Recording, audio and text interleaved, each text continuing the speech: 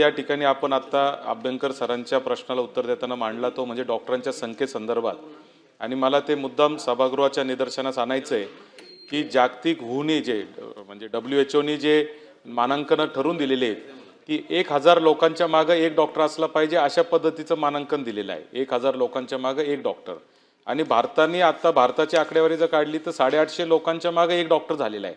म्हणजे डॉक्टरांची संख्या ही खूप जास्त झालेली आहे। किंबहुना वैद्यकीय महाविद्यालय पण नवीन नवीन उघडत आहेत।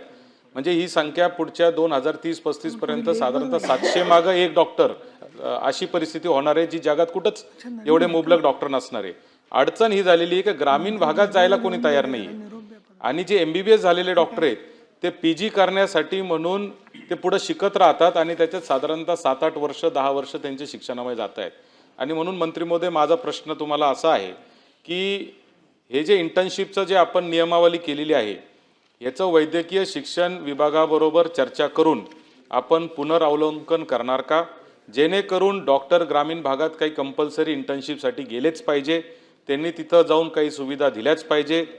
यासाठी आरोग्य विभाग, सार्वजनिक आरोग्य विभाग आणि वैद्यकीय शिक्षण विभाग याच्यात समन्वय साधून आपण काही त्याच्यात कठोर असे काही निर्णय घेऊन हे ग्रामीण भागात डॉक्टर जातील यासाठी काही उपाययोजना करणार का, हा पहिला प्रश्न।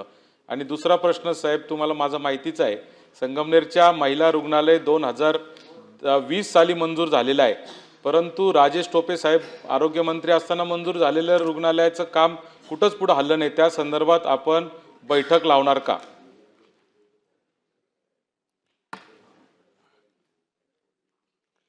सन्मान्य सभापती महोदया, सन्मान्य सदस्य सत्यजितजी तांबे साहेबांनी 2 प्रश्न विचारलेत। त्यातला एक प्रश्न विचारला आहे, पहिला प्रश्न असा आहे त्यांचा की आपल्याला आता जे काय सगळे नवीन डॉक्टर्स आहेत ते ग्रामीण भागामध्ये गेले पाहिजे, त्यासाठी DMER आणि आम्ही सगळ्यांनी काहीतरी पॉलिसी केली पाहिजे की ज्याच्या माध्यमातून ग्रामीण भागामध्ये सुद्धा हे कंपल्सरी डॉक्टर्स गेले पाहिजेत। हा विषय DMERशीही संबंधित होतोय, परंतु तो आमच्या सगळ्या ग्रामीण भागाच्या आणि सार्वजनिक आरोग्य विभागाच्या यंत्रणेशी निगडीत असल्यामुळं याच्याबद्दलची 1-2 बैठकांची आम्ही मागणी केली आहे। DMER आणि आम्ही बसू आणि इंटर्नशिप कंपल्सरी त्या ठिकाणी करण्यासाठी आम्ही निश्चितपणाने प्रयत्न करू, कारण नवीन मुलं जरी असतील तरी ती ज्यावेळेला प्रत्यक्ष या सगळ्या ग्रामीण भागातल्या सगळ्या सेवा देतील त्यावेळेला त्यांनाही अनुभव येईल, आणि आम्हाला आवश्यक असणाऱ्या सगळ्या प्रशिक्षित अशा डॉक्टर किंवा नवीन मुलं जे आहेत त्यांचा उपयोग होईल। त्यामुळे निश्चितपणाने या प्रश्नामध्ये आपण हे करू। दुसरा मुद्दा मी या निमित्ताने आणखीन सांगेन की ग्रामीण भागामध्ये, आदिवासी भागामध्ये काम करण्यासाठी जे डॉक्टर्स जातील त्यांच्यासाठी इन्सेंटिव्ह सुद्धा आपण वाढवतोय।